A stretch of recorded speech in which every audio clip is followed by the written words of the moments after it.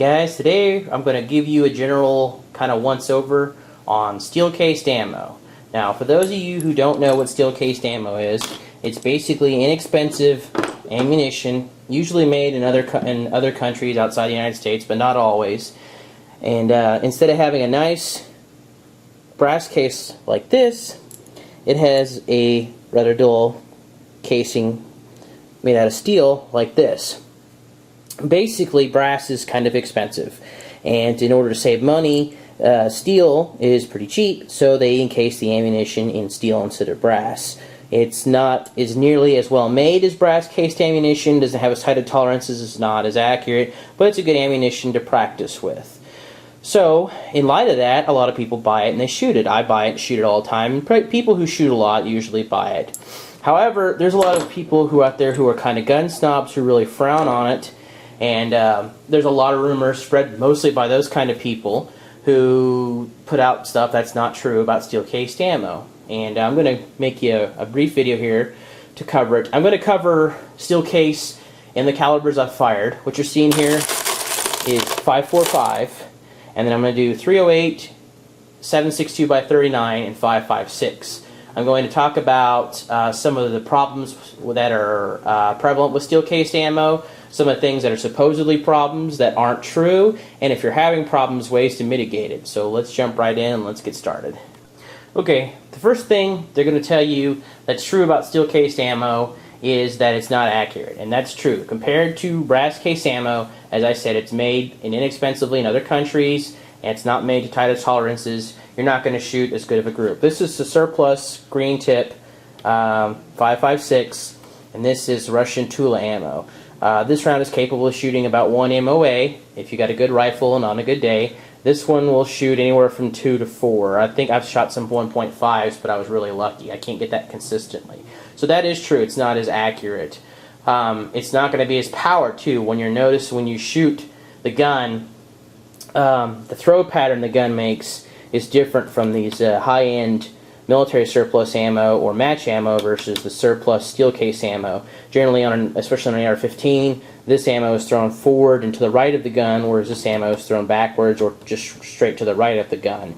It all has to do with the powder they put in the round, and the better the powder, the more of it, the higher the quality, the better the round works and better to throw. So if you're going into a serious fight, you want always to use brass case ammo. It's more powerful, it's more accurate, and your life's going to depend on it. Obviously, money's not going to be a problem. But for 99% of the time when you're shooting, you're not shooting to defend your life. You're probably just practicing, and that's why a lot of people buy steel-cased ammo.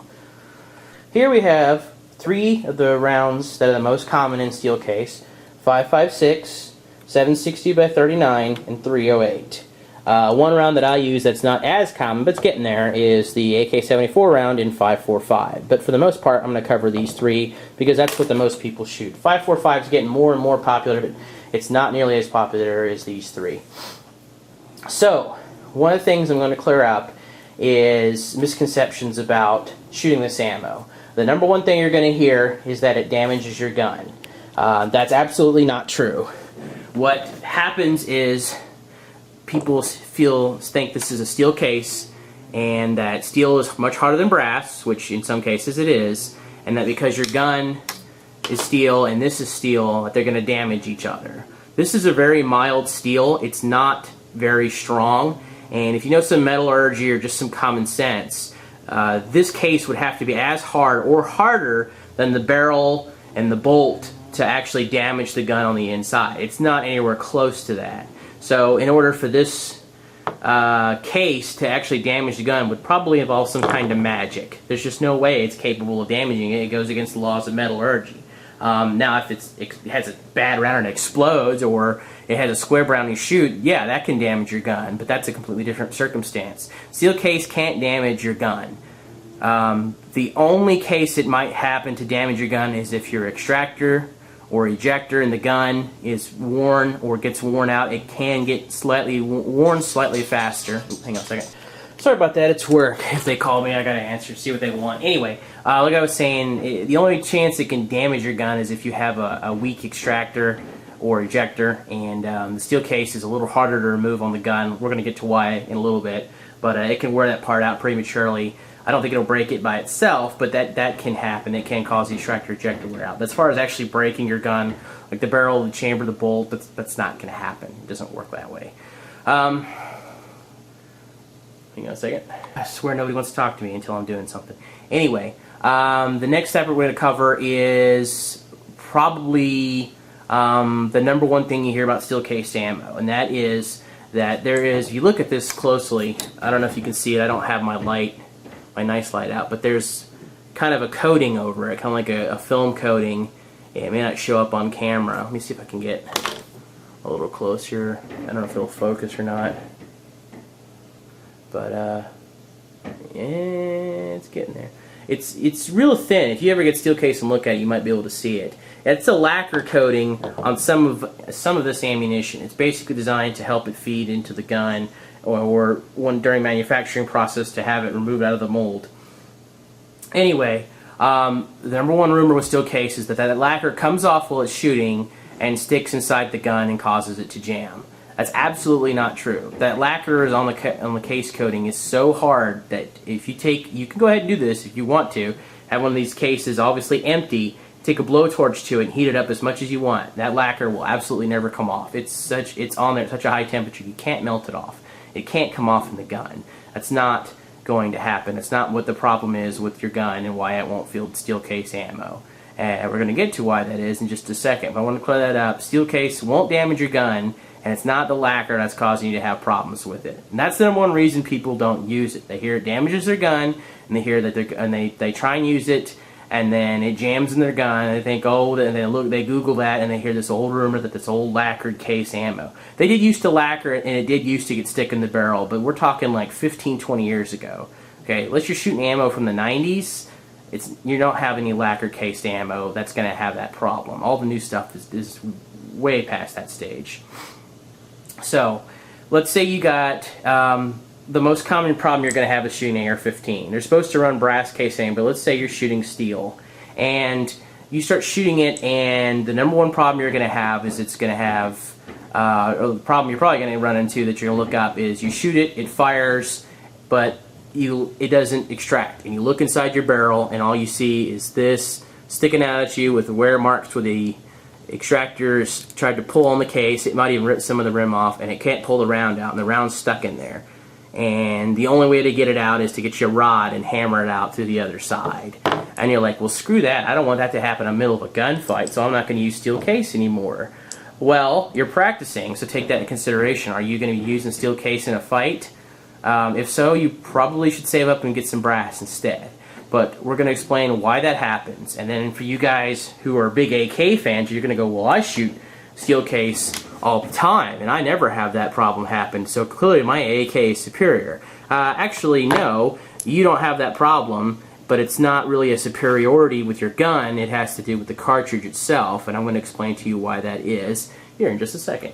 Okay, so you're firing your 5.56 firing gun, your Galil or your AR, and let's see if I can trace this out. And you're firing your AK, and you want to know, let's see, that's 5.56, and we're going to do, it's hard to do this on camera, 7.62, okay. Now I don't know if you can see this or not, but the reason this gets stuck in the chamber sometimes is when you fire brass case ammo, it expands inside the chamber. As it expands inside the chamber, it fills the chamber and the blast goes out the front of the gun. Steel case does that too. It doesn't do it as well. It doesn't expand as much as brass. So when that happens, the brass traps all that explosive gas and dust, and it throws it out mostly through the front of the gun. The steel case doesn't expand as much as the brass. It does enough to be safe, but it's not quite as tight as seal. So what happens is the gunk from the shooting comes back in the chamber and sticks around the case, and then it gums up the case and it can't pull the round out. That's why it gets stuck. It's not the lacquer on the casing, it's the gunk and carbon and shooting and stuff from the case when it fires causes it to get stuck. Now another thing is a lot of guys are shooting AR-15s and they're chambered for, the chamber may be cut for 223 and not 556. Now the ammo is interchangeable, and the barrel may have the pressure to handle the 556, but the chamber is cut for 223, and that is a slightly smaller, very minutely round as far as the case and the pressures go. So when you put steel case in it, it's not quite to spec because it's not as well made, even if it's 223, and normally they make it for 556. It's too big for the chamber, and the brass cools faster. So it cools faster, it's better made ammo, so it extracts really easily. Well, the steel case isn't made to as tight as specifications, and it doesn't cool as fast, so it gets stuck in there a lot easier. That's why you're having problems shooting steel cased ammo out of your AR-15s, Galils, or any 5.56 AK. Okay, so now you're sitting there with your AK and you're going, well, I shoot my AK-47 and I shoot steel case all day long. In fact, that's all I have is steel case, and I don't have that problem. That's right. You don't have that problem for a specific reason. The reason yours doesn't do that is the reason I was making this crazy drawing earlier. The reason you don't do that is because your 7.62 round is tapered. The case on the 5.56 here is pretty much straight. The 7.62 by 39, I don't know if you can see it, has a slight bottleneck, and the sides taper out, meaning they come out, I'm going to exaggerate it here, but they come out like that. Because of this, it seals up better inside the chamber, and because of this, it's easier for the extractor to grab it and pull the round out. In that case, it's actually superior for reliability. That was something that Mikhail Kalashnikov actually put into the design of the gun. It actually is, he didn't design the round, but when he was designing it, that was something he put in the design of the barrel in order to make it more reliable. That tapered case, it's easier for the gun to extract it. So that's the spirit. That's what I said. That's one of the reasons the AK is so reliable.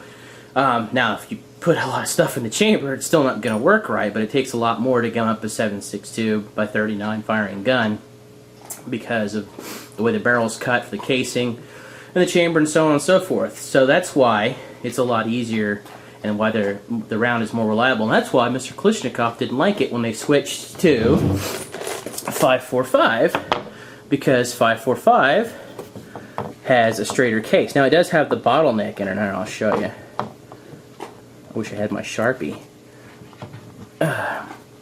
So it is also just slightly tapered and has the bottleneck that tapers a little smoother compared to the 5.56 round. You can see that the 5.56 is real gradual and the 5.45 is not so much. So it's easier for the extractor to pull these rounds out. That's why the AK series tends to be more reliable. It took me forever to figure out why I wasn't having the problems with the steel case 5.45 until I actually drew the shape out, because I thought it was a straight case like the 5.56. And then I looked at it and, oh no, it's still slightly tapered.